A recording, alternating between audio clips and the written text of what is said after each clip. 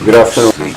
Essa é a aula número 2. Nós vamos tratar sobre grammatical terms, que são os termos gramaticais. Como é que se conhece os termos gramaticais, a função deles, qual a importância de se conhecer os termos gramaticais, em vista do fato de que nós vamos fazer uma análise profunda da língua inglesa, certo?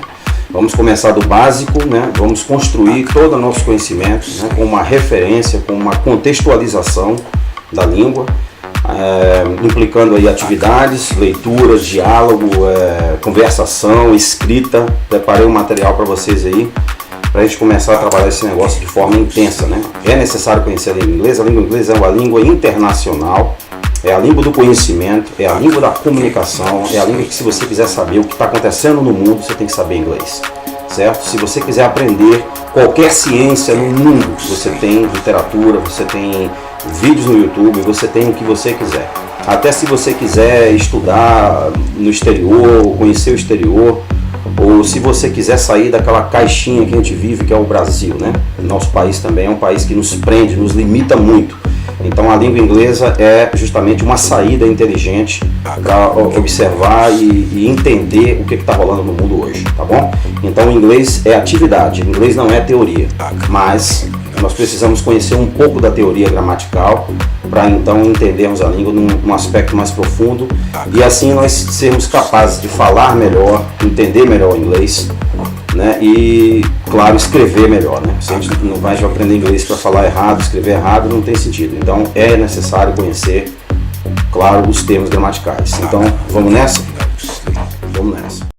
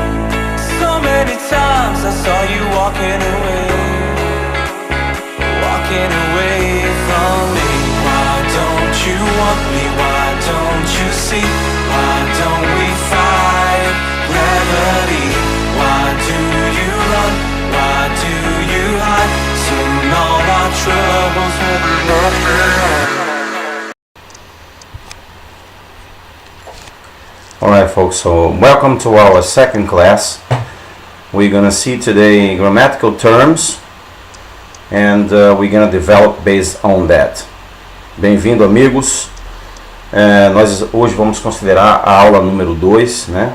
Foi o primeiro vídeo que nós fizemos, foi o introdutório. Agora vamos passar já para as respostas sobre os termos gramaticais, né?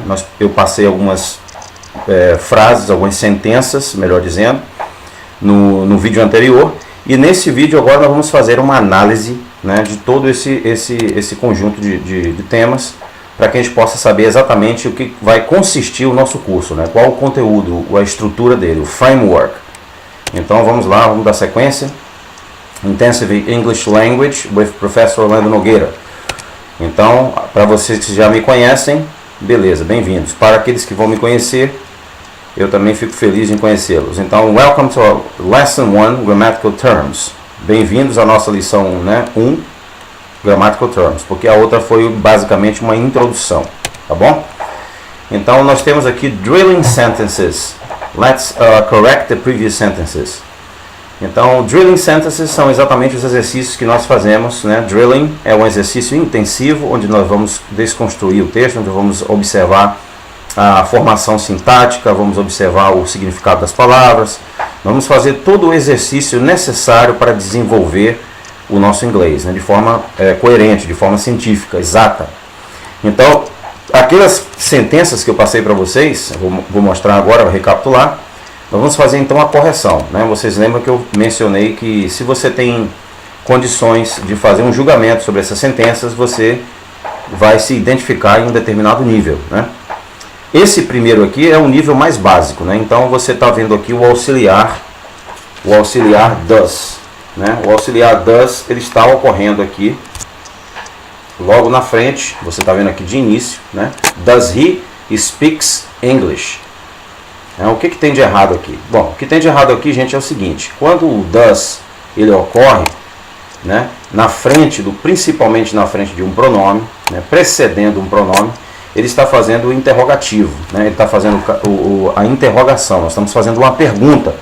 E toda vez que nós usarmos o does, tanto na interrogação, quanto na afirmação, ou na negação, ou o que for, automaticamente a regra do S no final do verbo, né, da terceira pessoa do singular, ele vai cair. Então esse S aqui, ele não vai ser necessário, né? Então o verbo, quando existe a presença do does, ele automaticamente perde o S. Então nós vamos dizer o que? Does he speak English? Observe aqui a forma correta, né? Está aqui abaixo. Aqui está a forma correta em inglês. Does he speak English? Ou seja, ele fala inglês? Essa é a forma, né, padrão para uma interrogação em inglês. Bom, o outro exemplo, exemplo número 2. Nós temos também a ocorrência do does, né, que é como se fosse o do das outras pessoas, né? I do, you do.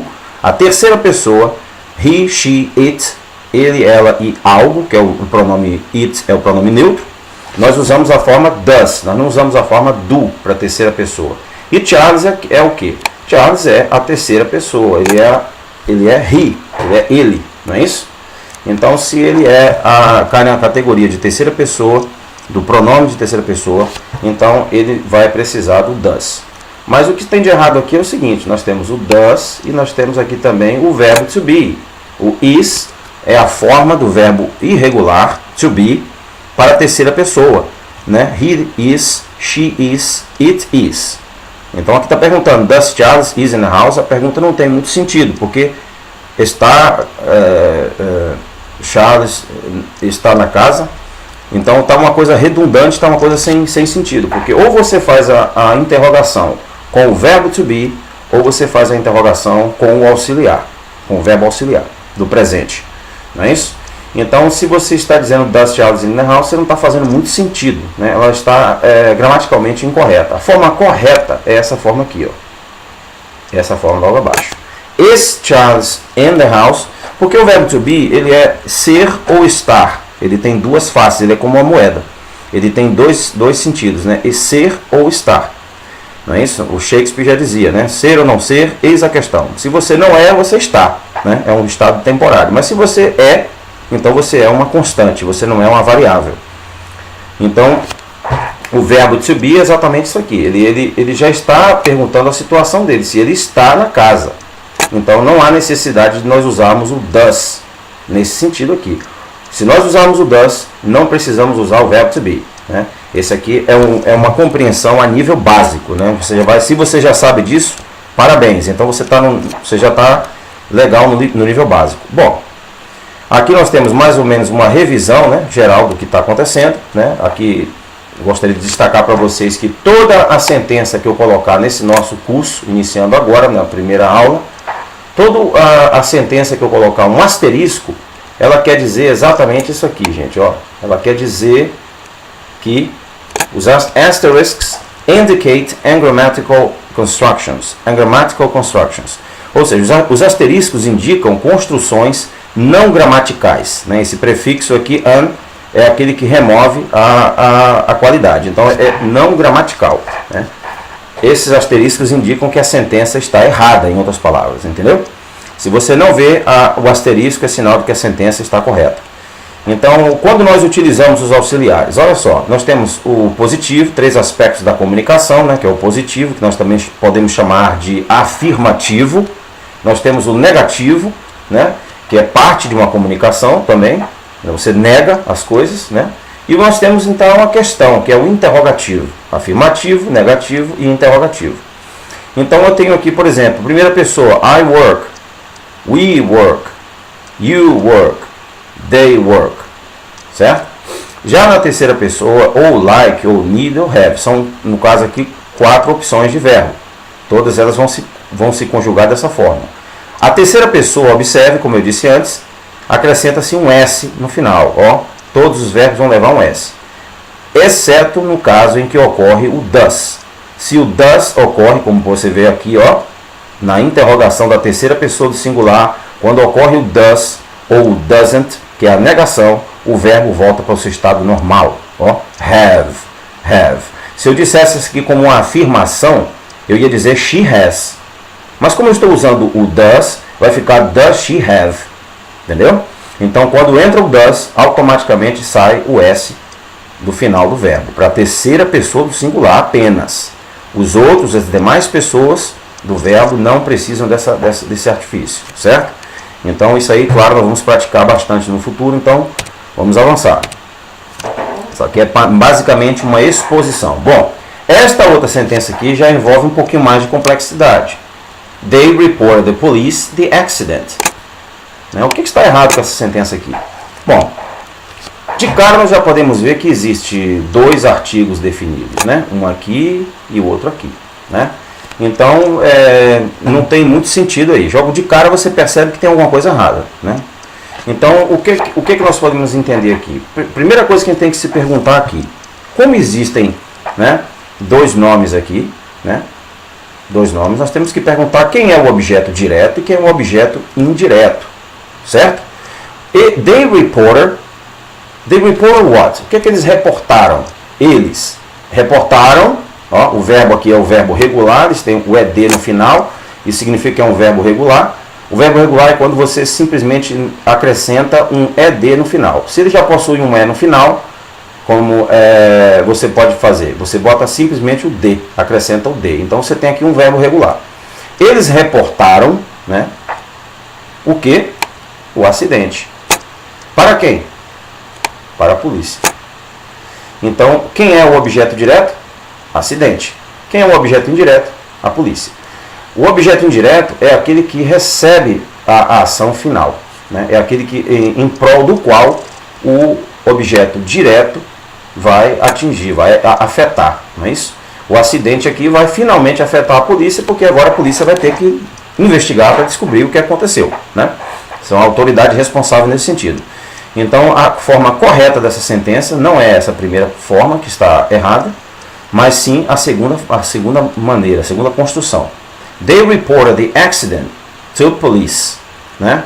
Então, nós temos aqui a preposição to, que é muito importante. Nós vamos observar em frases preposicionais, no capítulo sobre frases preposicionais, nós vamos observar a importância dessa preposição, porque ela indica, quase que invariavelmente, ela indica o objeto indireto. Valeu? Então aí está a forma correta das sentenças que eu passei na última apresentação, no último vídeo, né? Então vamos dar sequência? Vamos lá. A correção agora da última parte, não é? A correção das sentenças abaixo. He is having a book. O que está de errado aqui com essa sentença? Foi essa pergunta que eu fiz, né? Se você consegue identificar o que tem de errado com essa sentença, você já está em caminho para avançado, de intermediário para avançado. Se você conseguir discernir o que tem de errado aqui, com certeza você já pode se considerar como nível intermediário a avançado. Por quê? Porque bem poucas pessoas vão saber, principalmente nos níveis básicos, né, do inglês, beginners level, eles vão saber que isso aqui é um verbo estativo. O verbo have é um verbo estativo. O que é um verbo estativo? Um verbo estativo é um verbo que faz um statement. Ele vem de statement. Ele faz uma declaração sobre aquele elemento, sobre aquela pessoa. Ele faz uma predicação sobre aquela pessoa. Então, a pessoa aqui é ele, terceira pessoa do singular, he, his. Ó. He's having a book. Qual o problema com essa construção? Bom, o problema com essa construção é que quando você usa verbos estativos, você não pode usar o presente contínuo ou o passado contínuo. Aqui está, ó, apenas verbos dinâmicos, dynamic verbs, have present, progressive and past progressive. Apenas verbos que são dinâmicos, podem ter o presente contínuo, né? o presente contínuo e o passado contínuo, certo? Ou seja, progressivo, contínuo progressivo. A gente pode chamar das duas formas. Então, he is having a book está errado, porque esse verbo é um verbo estativo. Agora observe como que um verbo dinâmico já faz mais sentido. Olha aqui, ó. Esse é um verbo dinâmico. Write. Por que write, né, é um verbo que pode ser considerado como dinâmico? Por quê? Porque para escrever envolve o quê? Um dinamismo, envolve uma atividade dinâmica. Você vai escrever, você vai gastar energia, você vai fazer uma atividade que é considerada dinâmica, certo? Enquanto que ter não é necessariamente uma atividade dinâmica. Ter é uma coisa interna, é uma coisa pessoal, né? Ter ou não ter. Então, já a escrita, né, write, é uma atividade que envolve uma despreender energia, né, física. Então, você está fazendo uma atividade dinâmica. Então, no caso dos verbos dinâmicos, aí nós podemos realmente escrever o presente progressivo e o passado progressivo. Isso bem poucas pessoas sabem. Isso é uma coisa que é mais para o nível final do nível intermediário para o nível avançado. Então, algumas pessoas, por não saberem disso, cometem esse tipo de gafe aqui, esse tipo de erro. He's having a book. Outro exemplo. She was knowing the man. Observe que aqui está no presente. He is having the book. Né? Ele está tendo um livro. E ela estava conhecendo o homem. Ó. Outro verbo estativo. Conhecer. Conhecer não envolve necessariamente alguma atividade dinâmica. Né? Ele já é um processo interno, é um processo de elaboração interna, né? De reflexão, uma participação, é muito subjetivo, é muito da pessoa. Você pode conhecer ou não conhecer, você não tem que fazer nenhuma atividade para isso. Claro que o conhecimento se adquire com trabalho, mas o conhecer em si, é isso que nós estamos discutindo aqui, o conhecer em si não é uma atividade dinâmica. Você conhece, acabou, você não fez nenhum trabalho, você simplesmente sabe. Então, nós temos aqui o que? Um verbo, agora, estativo, outro verbo estativo. Então ele não pode ter nem o presente progressivo e nem pode ter o passado progressivo, porque ele é um verbo estativo. Lembrando, apenas verbos dinâmicos podem ter o presente progressivo e o passado progressivo. Vamos observar agora um verbo dinâmico. Por exemplo, greet. Assim como escrever, writing, greet, to greet someone, é um verbo que envolve uma atividade dinâmica, porque greet significa apresentar-se ou ser apresentado a uma pessoa, cumprimentar uma pessoa. She is greeting the man. Ela está cumprimentando o homem. Então é um verbo que envolve uma atividade dinâmica, porque, por exemplo, você está sentado, você tem que se levantar, apertar a mão da pessoa, abraçá-lo, ou de acordo com a cultura, beijá-lo ou beijá-la e assim por diante. Né? Cada cultura tem uma forma de introdução. Então, greeting é, com certeza, um verbo que envolve uma atividade dinâmica. Então, se ele envolve uma atividade dinâmica, ele vai ter o presente, sim, ele vai ter o presente progressivo, como está aqui, presente progressivo, e vai ter também a forma do passado progressivo, o que não é o caso do verbo estativo. O verbo estativo não pode ter essa construção do presente progressivo ou do passado progressivo, mas pode sim o verbo que é considerado dinâmico aqui. Ó. Esse é um verbo dinâmico. Não é isso? She was greeting the man. Bom, nós vamos ver, claro, mais exemplos disso aí. Nós vamos estudar isso aí, escrutinar todos esses aspectos, como eu disse para vocês, através de diálogos, através de escrita, né? E através de leituras. Nós vamos conseguir explicar toda essa questão para nós mesmos, que é o chamado processo implícito, né? Você vai adquirir essa capacidade de implicitamente entender o que está acontecendo com a gramática do inglês, da língua inglesa. Mas você não vai poder chegar a essa reflexão implícita se você não tiver um processo explícito, que é o que eu estou fazendo. Esse processo que eu estou fazendo é considerado um processo explícito, porque eu estou explicitando, estou explicando o detalhe da gramática, que é o que muitos cursos, né, não valorizam mais, como a gente observou na teoria do Stephen Krashen. Né? Nós vamos falar mais sobre isso. Esse assunto ainda não está totalmente superado. Nós vamos falar mais sobre esse assunto, tá bom? Então, aqui nós temos o último exemplo, que é o exemplo 6. Né?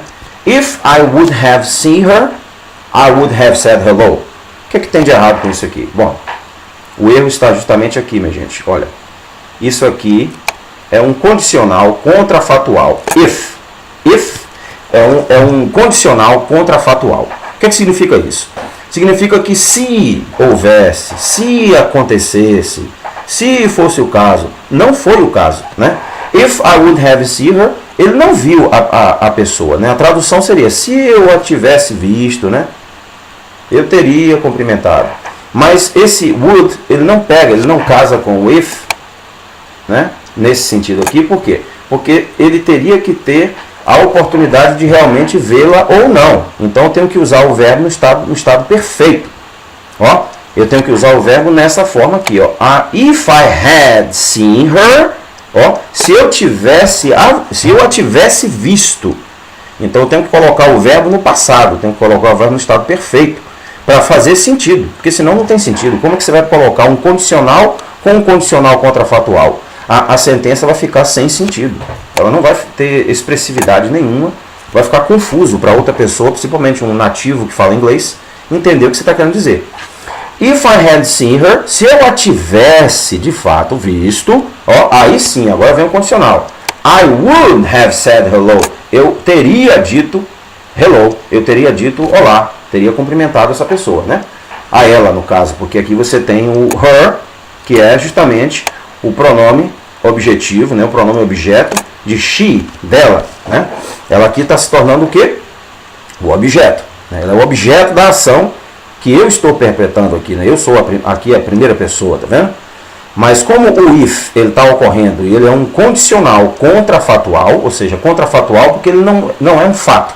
Você não viu, né? Se tivesse visto, significa que você não viu, né? Se eu tivesse nadado, significa que você não nadou. Então ele é contrafatual, então ele não pode ocorrer com outro condicional, porque não vai ter sentido. Ele vai ter que ocorrer com um verbo no estado perfeito, como had, tá bom? Então beleza, espero que vocês tenham entendido. Beleza aí, e qualquer coisa, o bom do vídeo é que você pode voltar e recapitular tudo de novo. Vamos dar sequência.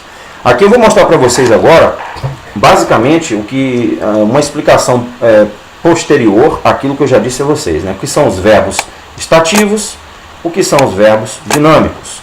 Os verbos estativos são aqueles que envolvem, ó, like, gostar, love, amar, hate, odiar, on, possuir, appear, aparecer, believe, acreditar, seem, parece que é, parece que não é, understand, entende, consist, consiste, need, precisa, want, quer, e mean, significa ou indica algo, né?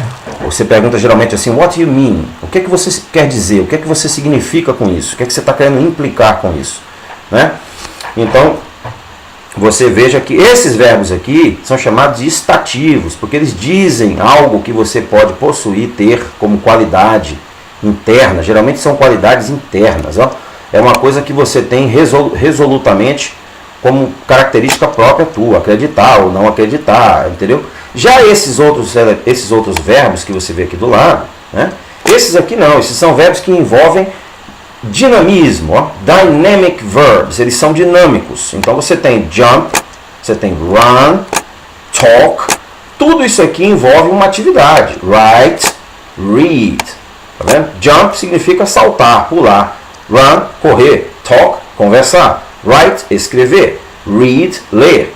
See, também envolve ver, né? Algo. Watch, call, hit. Watch significa assistir, call significa chamar, né? Hit é atingir algo ou uma pessoa, né? Play, jogar, brincar.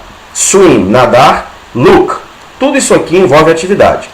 Existem aqui uns que são um pouco mais fracos nessa questão de dinamismo, que é o see, né? E o look. Mas mesmo assim, dependendo do contexto, da forma que se constrói a sentença, né? Nós vamos aprender que existem várias formas de construir, né, uma sentença, não é isso? E dependendo da forma, eles podem se tornar um pouco que elusivos. Então eles podem se tornar bem característicos de um verbo estativo.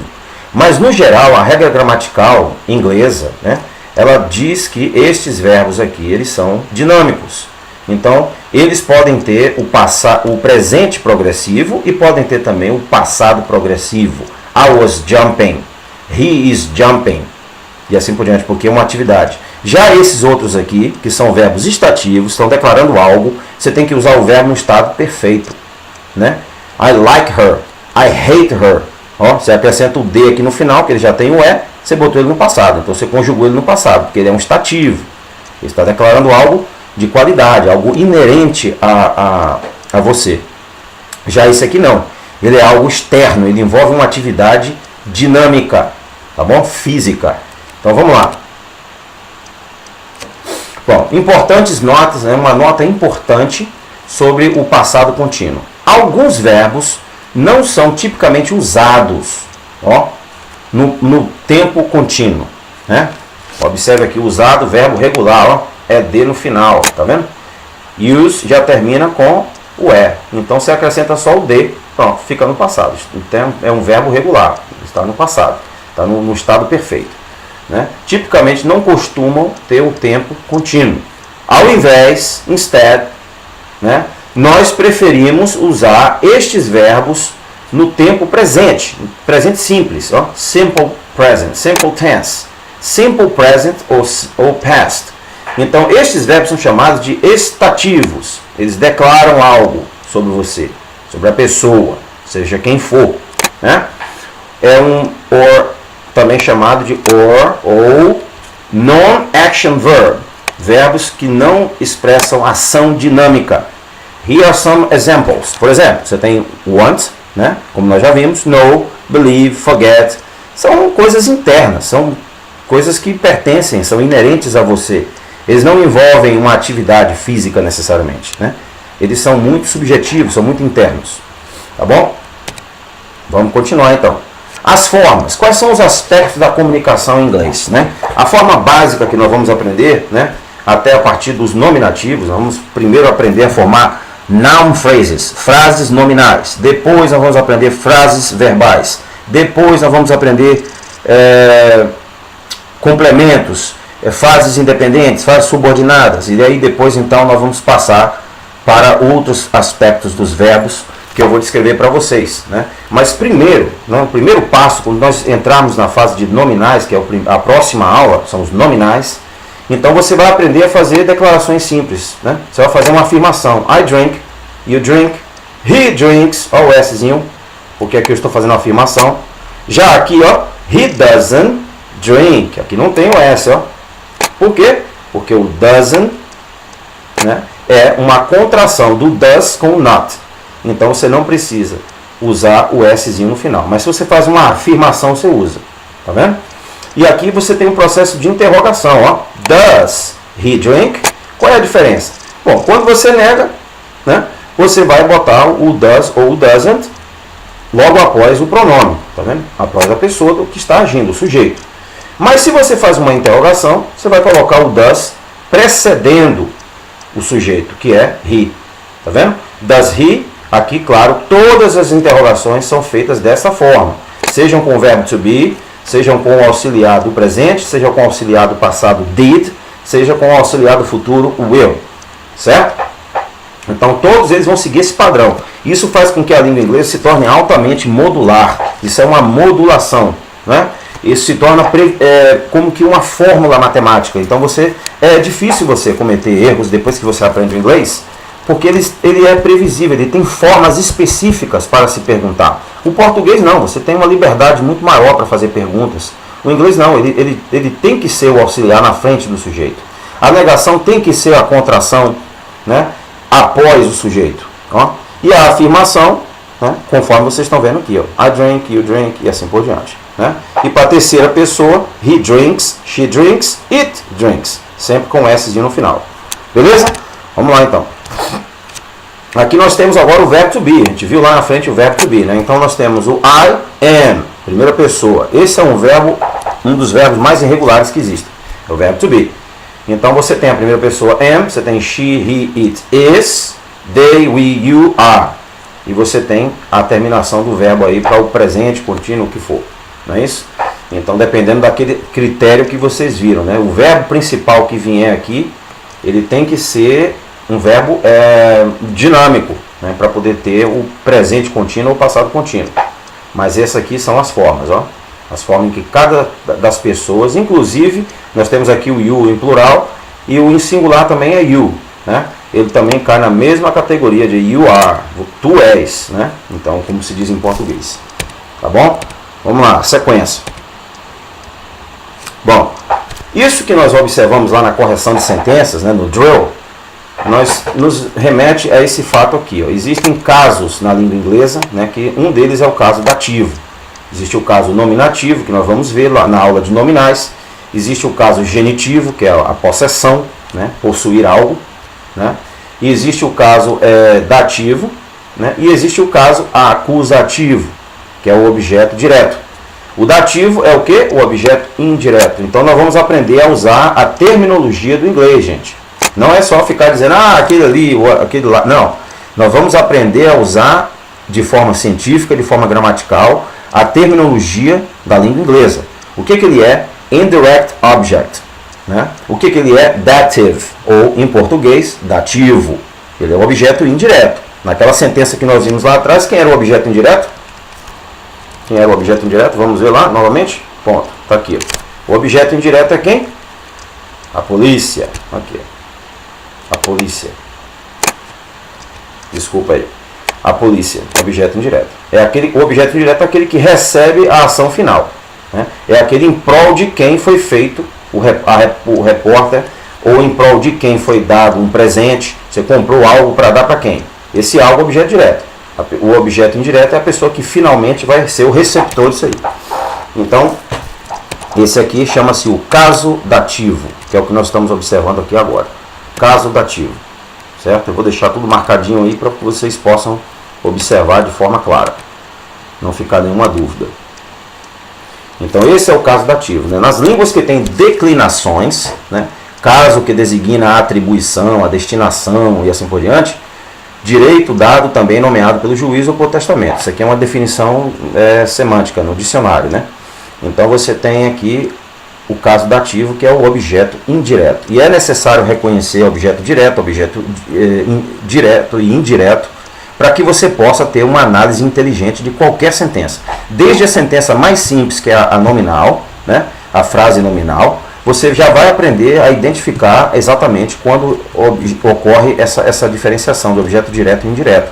Porque isso vai tornar o teu inglês mais inteligente, mais exato, né, mais interessante. Tá bom?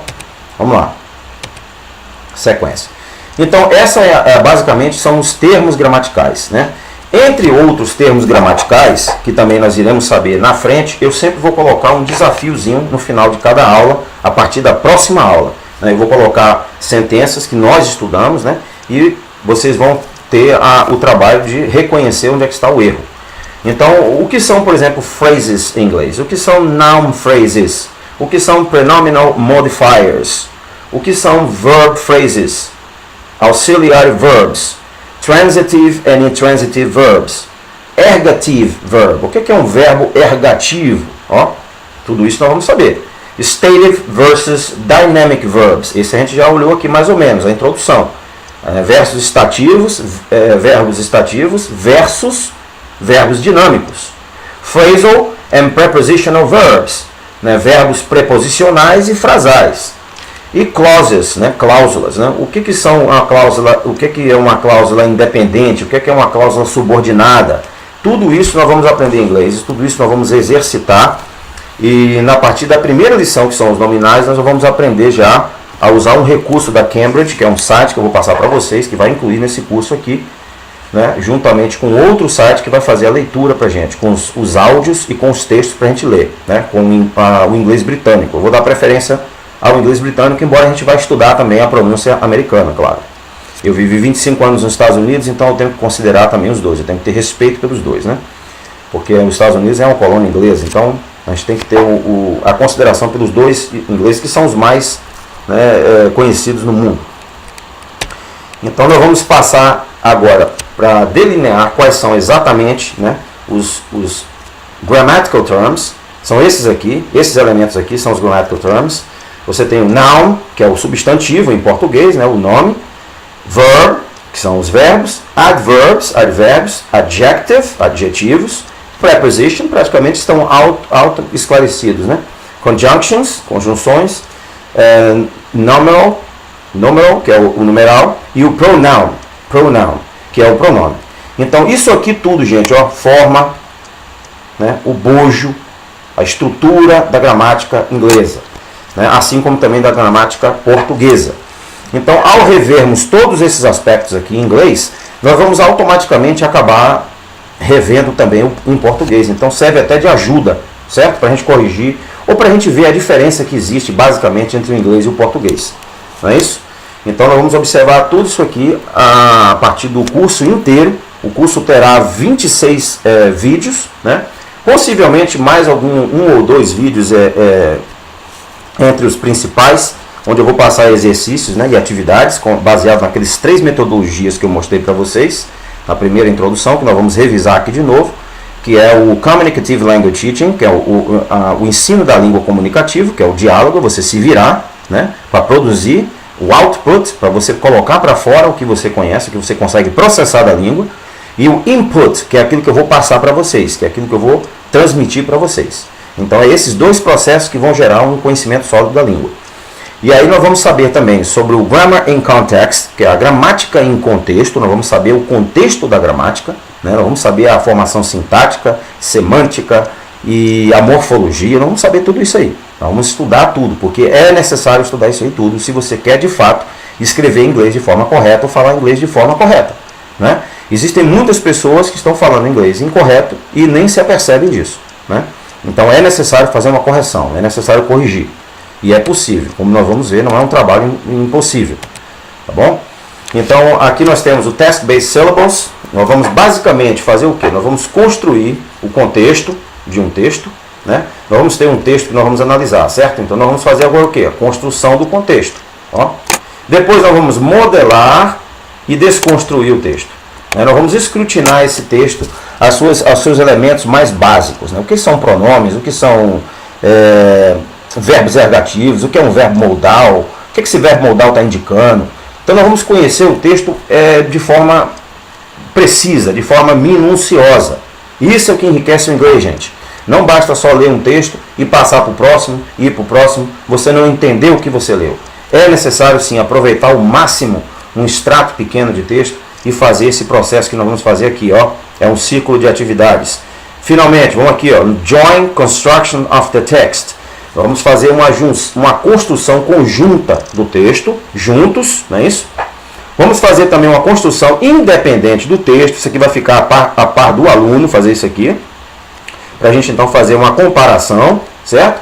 E aí então finalmente nós vamos linkar os textos relacionados, certo? Vamos fazer uma construção independente, depois vamos relacionar eles, e aí finalmente nós temos o objetivo que iniciamos aqui, que é construir o contexto para o texto, certo? Então essa é uma atividade muito interessante e que eu uso isso na sala de aula, né? Eu dou aula lá no meu curso e eu tenho esse mesmo procedimento aqui para vocês aprenderem, né? Que se baseia nas 3 teorias principais. Então nós vamos com isso, né? Vamos analisar no texto adjetivos, antônimos, sinônimos, homônimos, cláusulas, conjunções, sentenças e diagramas, né, diagramadas, etimologia. Isso aqui é uma coisa importantíssima que já se perdeu. Isso aqui vai entrar na área de semântica, de significado histórico da língua, o etmos da palavra, né, a origem dele. Você não pode saber o que uma palavra significa se você não sabe a origem dessa palavra. Por exemplo, vou dar um exemplo para vocês. Aqui nós temos no Brasil, o Brasil é um país laico. A maioria das pessoas não sabe realmente de onde vem essa palavra, de que língua vem essa palavra laico, né? E o que ela significava historicamente, né? Quando você é um linguista, quando você faz um trabalho mais profissional sobre línguas, você vai fazer o quê? Você vai buscar o etmo da palavra, a origem dela, como ela é usada lá no passado. Essa é uma palavra, né, laicos, né, que vem do grego e que significa uma pessoa despossuída, uma pessoa que não tem propriedade, não tem terra, ou basicamente um escravo. Então, hoje nós já temos uma acepção dessa língua que foi modernizada, mas que perdeu o sentido etimológico. Então, é necessário sim conhecermos a herança, né? A herança daquela palavra, para nós sabermos exatamente o que ela significa na fonte, certo? Não o que foi atribuído posteriormente. Então, etimologia. Aí vamos saber advérbios, a capitalização, por exemplo, a primeira pessoa do verbo I sempre é capitalizado, não importa onde ele ocorra na sentença, se é no início, se é no meio, se é no final, ele sempre vai ser, a não ser que ele seja o objeto, aí ele vai se tornar o me. Mas quando ele ocorre da forma como ele é, né, por si mesmo, ele sempre é capitalizado, ou seja, a letras maiúsculas, certo? Uma letra maiúscula, nunca com letra minúscula. Vamos saber o que são os columns, são os 2 pontos, como utilizá-los para formar parágrafos. Vamos saber as contrações, vamos saber também sobre diálogos, né? He said, she said, paraná, paraná. E nós vamos começar então a distribuir, né, o que significam, né, essas colocações no diálogo. Vamos desenvolver a prática do diálogo, que isso é muito importante, é uma prática que os antigos gregos possuíam e que hoje em dia já não existe mais conceito e nem prática, porque as pessoas já não conseguem dialogar, né? É muito difícil você encontrar pessoas que conseguem fazer um diálogo. Então, gente, isso aqui é basicamente ressuscitar toda a cultura que está por trás da comunicação, da língua, desde os antigos gregos, que foram os nossos pais, né? Os nossos pais na questão de cultura, em questão de língua, em questão de ciência, de conhecimento, certo? Não tem como fugir, né? Nós somos gregos com amnésia, ou seja, nós esquecemos que nós somos gregos. Toda a nossa arquitetura se baseia nos gregos, todo o nosso conhecimento científico vem da Grécia, certo? Então, essa é uma prática muito grande na antiga Grécia, que é o diálogo, e nós vamos saber o que é um diálogo, vamos saber exatamente como praticar isso. Os hífens e os dashes, que são os traços e os hífens, certo? Os traços e os hífens. Nós vamos saber também quando entra um, quando entra o outro, quais são os casos, a gente vai aprender tudo isso, certo? Tudo isso através da aula inteira. Bom, revisando aqui, basicamente, o que nós aprendemos na aula passada? Communicative Language Teaching. Esse é o primeiro método que nós vamos empregar. É isso? A comunicação já desde o very beginning, desde o princípio, do próprio princípio. Nós vamos aprender vamos ser encorajados, encouraged from the very beginning, desde o princípio, a se comunicar, fazer attempts, tentativas de se comunicar. Não quer dizer que nós vamos conseguir se comunicar. O objetivo desse método aqui não é que você consiga se comunicar de forma excelente, de forma gramaticalmente correta e assim por diante. Não. É que você aprenda a se desenvolver. Isso aqui é uma atividade psicológica. Lembre-se, você vai aprender inglês para falar em público, porque você vai falar com outras pessoas, seja no trabalho, seja na academia, na universidade, seja onde for. Você quer isso, você não quer inglês para ficar na mente. Você quer inglês para botar em dinamismo, né, em prática. Então, psicologicamente, você tem que começar a desenvolver diálogo desde a primeira lição, certo? Desde a primeira aula. Para que você, ao final do curso, já tenha adquirido a confiança de falar em público. É isso que acontece com muitos cursos, eles não praticam isso aquilo desde o princípio, né? Então, algumas pessoas, mesmo estudando anos, não conseguem ainda ter um diálogo significativo em inglês, certo? Então, nós vamos fazer também o uso judicioso da língua nativa, que é o português, no caso, uma vez ou outra. Is accepted, é aceitado, quando possível, quando plausível, feasible, certo? Quando for possível, quando não tiver jeito, a gente vai botar uma coisinha em português, né? Mas o nosso foco vai ser a língua inglesa. E aí nós vamos fazer também tradução, translation, né? Vamos aprender de onde vem essa palavra também, qual a origem dela, o que significa uma tradução. Talvez a gente entendendo o conceito por trás de tradução, nós vamos saber que nós não podemos ser exatos. Se você depende de traduções, você está sendo traído, você está sendo enganado, porque as traduções nunca vão conseguir ser perfeitas, certo? May be used when students need or benefit from it. Pode ser usada, aqui está um verbo modal, né, que dá permissão, né, may e o may, né, ser usado quando os estudantes precisam ou se beneficiam dela. Reading and writing, essa aqui é uma parte importantíssima, leitura e escrita. Claro que essa leitura e essa escrita, no início, vão ser textos extratos, vão ser coisas pequenas. Eu vou mostrar para vocês na próxima aula o site em que nós vamos usar para adquirirmos os textos e os áudios. Vou ensinar vocês como fazer para baixar tudo e fazer tudo direitinho.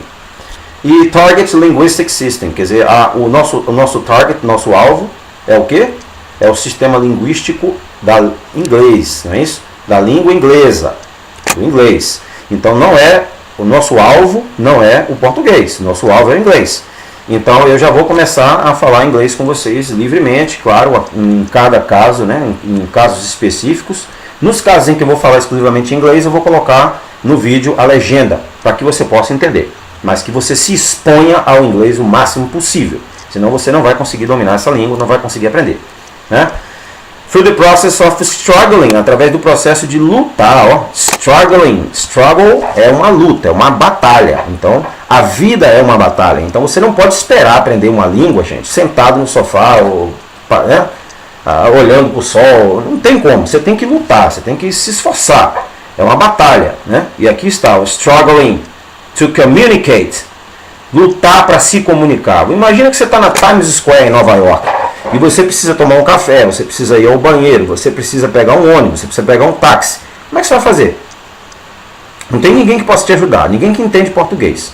No máximo vai ter uma pessoa que entende espanhol, né? Mas como é que você vai fazer para se comunicar? Você tem que fazer o quê? You have to struggle. Você tem que lutar, certo? Você tem que lutar para se comunicar. Então é isso que nós vamos desenvolver. É a capacidade de sobrevivência, não é isso? De falar inglês e falar com confiança, beleza? Aqui também nós temos a outra metodologia que nós vamos usar, que é Grammar Teaching. Teaching Grammar. Nós vamos usar o processo explícito para explicar o que é um pronome, o que é uma frase, o que é uma frase nominal, o que é um modificador pré-nominal, o que é uma frase verbal, o que é uma forma verbal, quais são as formas verbais, o que são verbos auxiliares, transitivo, intransitivo, né? O que é um verbo ergativo com par, um verbo ergativo sem par.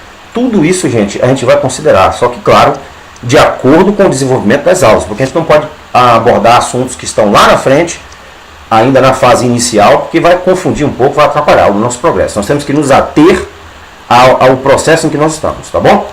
O passo em que nós estamos. Então vamos usar dedução, indução para poder desenvolver. E finalmente a última metodologia que nós vamos aplicar é essa aqui, ó, TBLT, que é o Task Based Language Teaching. É o ensino de língua baseado em tarefas, baseado em exercícios, que são lições, materiais, né, que devem prover o esqueleto, a estrutura, ó, the framework, tá vendo? Que pode prover a estrutura na qual você vai aprender, você vai entender a língua. Então nós temos aqui, desde o princípio, o processo de aprendizado vai ser produzir, vai ser visar, né, o objetivo de produzir a língua, né, que não foi explicitamente ensinado. Expect, né, ou seja, os alunos, learners, should not be expected to produce language that has not been explicitly taught. Então, os estudantes não devem ser esperados, como eu disse a vocês, ninguém espera que vocês façam tudo no início, tudo correto. Se vocês soubessem de tudo, vocês não estariam estudando inglês, claro, né? Então vocês vão errar, mas é justamente no erro que vocês conseguirão aprender, certo? Vocês não são esperados produzir uma língua que não for explicitamente ensinado. O que é explicitamente ensinado, gente? É o que você explicita, o que você explica, que é o que? A gramática. Você não pode aprender inglês sem estudar a gramática, porque você vai fazer tudo errado, né? Vai escrever e vai falar errado e vai ser uma tristeza. Então, English Nouns é a nossa próxima aula. Is our next class, next lesson. E nessa aqui sim, nós vamos começar a estudar a língua inglesa com base nos substantivos, né? Vamos formar frases nominais, né? Vamos aprender a primeira formação de frases, que é com os nomes, né? Com os substantivos, e saber exatamente o número, o plural dos nomes, como funciona em inglês, certo?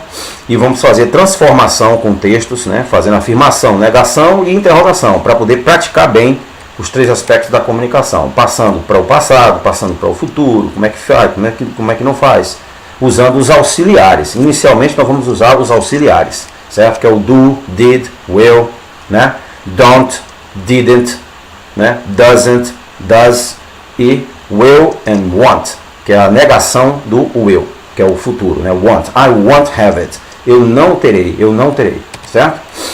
Aqui nós temos então uma demonstração básica do que vocês vão passar. Nós temos aqui os nominativos que descrevem pessoas, lugares, coisas, ideias, tá vendo? Nós temos eles divididos em comuns, próprios, coletivos e concretos, né? Que são aqueles que você come, você bebe, né? Concretos. Nós vamos ter os compostos, que tem dois nomes juntos. E nós vamos ter o gerúndio. Interessante que no gerúndio tem uma particularidade na língua inglesa. O gerúndio não é necessariamente o presente contínuo, né?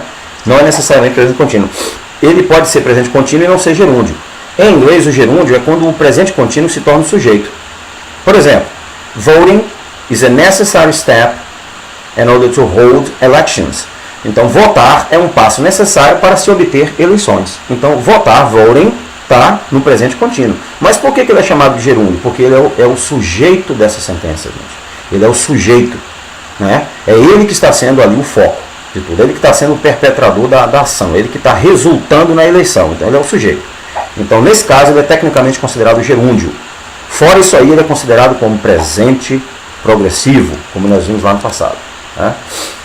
Então, outra coisa interessante que vocês vão ter que desenvolver é learn to lead effective communication.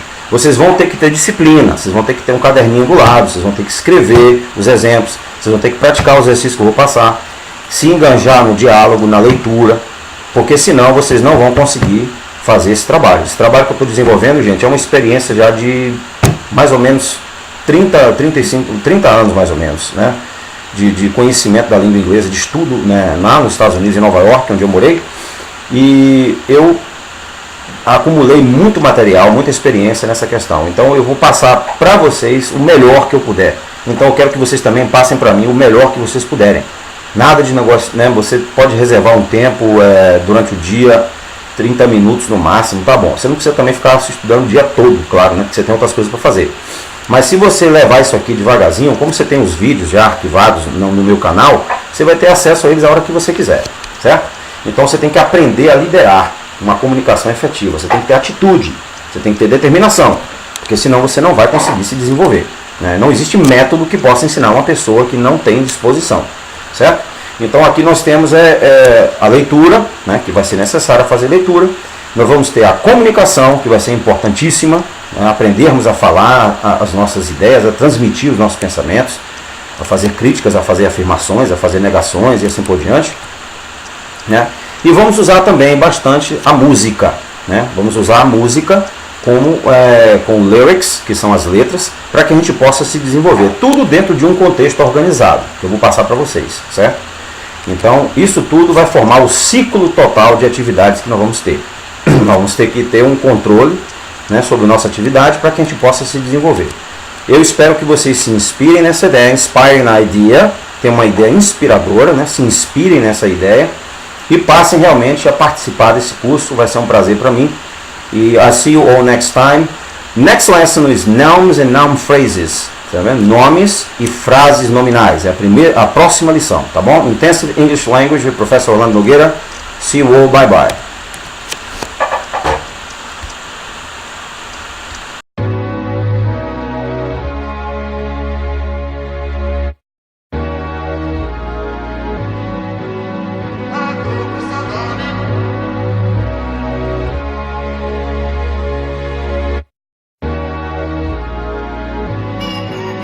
My father said never give up, son.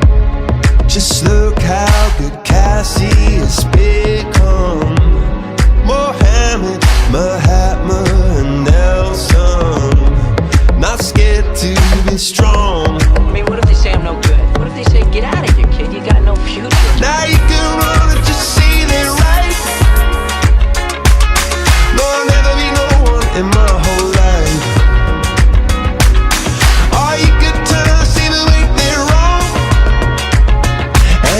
To keep on dancing all life long.